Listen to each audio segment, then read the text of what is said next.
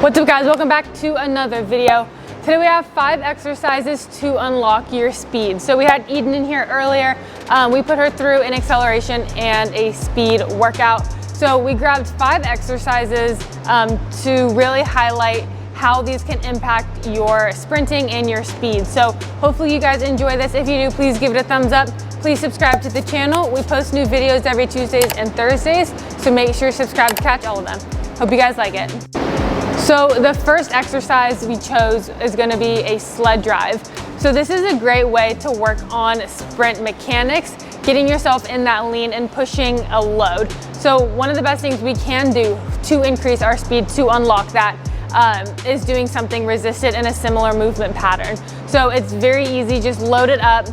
You see when we have Eden go, you'll see that her knees really drive forward. I'm working with her on getting that piston-like movement, so it's from here straight up versus bringing it heel to butt.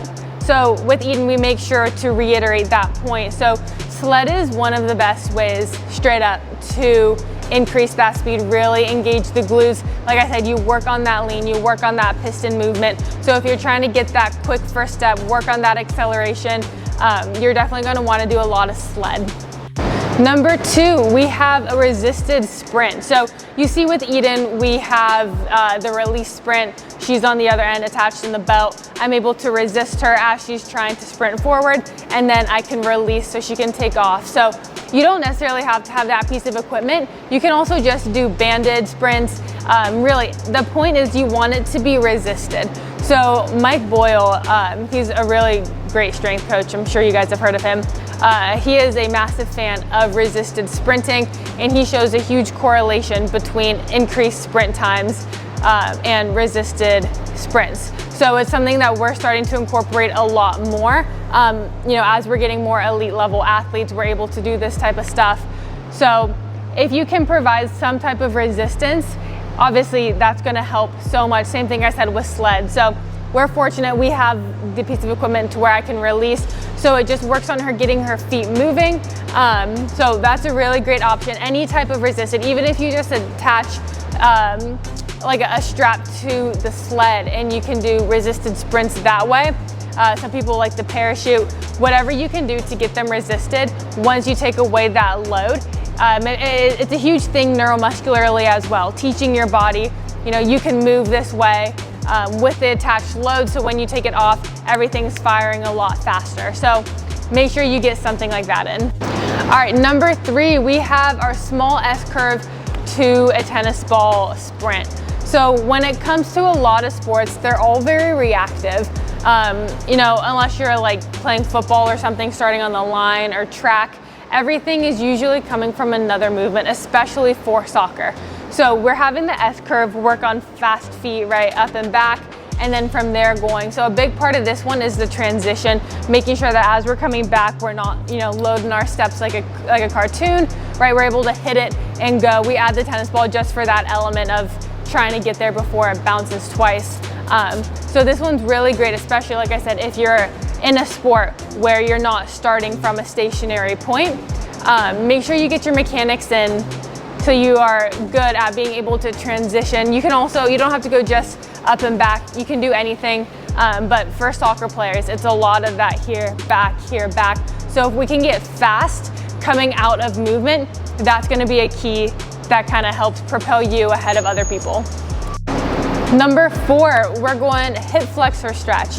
So this one is for mobility, and you don't necessarily have to do just hip flexor, right? You can do anything. The point is you want to unlock your hips. So this is what's going to hold back a lot of athletes in those power production movements. So whether it's sprinting, jumping, if we have tight hips, we are not going to be able to produce the force needed, the rapid fire needed. So anything to unlock the hips. We just chose hip flexor for today. We also did, I can put in clips of half kneeling adductor, right? So anything to just open it up, especially we sit a lot during the days, most people, so our hip flexors get really tight, our glutes essentially shut off.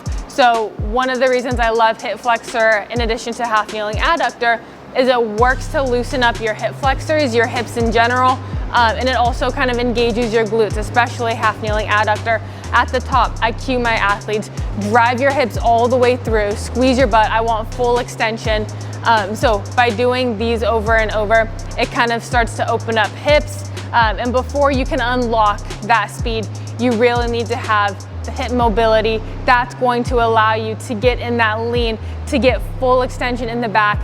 Also important to be able to bring that leg up. If we're just cutting our movement here, right, if we don't have that hip flexor ability to get the angles we need, you're never gonna be able to unlock your full sprint potential. The last one I chose from this workout is gonna be banded kettlebell swings. So I've talked about this a lot, how much I love especially banded kettlebell swings for that hip hinge, the rapid fire hinge into an extension, turning on the glutes, working all of that posterior chain. And one reason why I love banded so much is because of that accelerated deload. So it's from this position, it's pulling you back really fast, that band, it's stretched, so it wants to contract. So how fast can you put your hamstrings on stretch? How fast can you control that stretch? That is very important, and we see a lot with sprinting. It's how fast, right? Are we able to load up that hamstring? Another reason why I love to do Nordics so much as well. And then with the band as well, it makes it a lot harder to get full hip extension because that band adds tension. So as it stretches, it's harder to get full extension. Same thing with like a banded bench, right? As you're going to the top, that's the hardest part. So a lot of people, you see it with a trap bar all the time, they like to cut it here. So they're not full hip extension, right? So they go here, not here.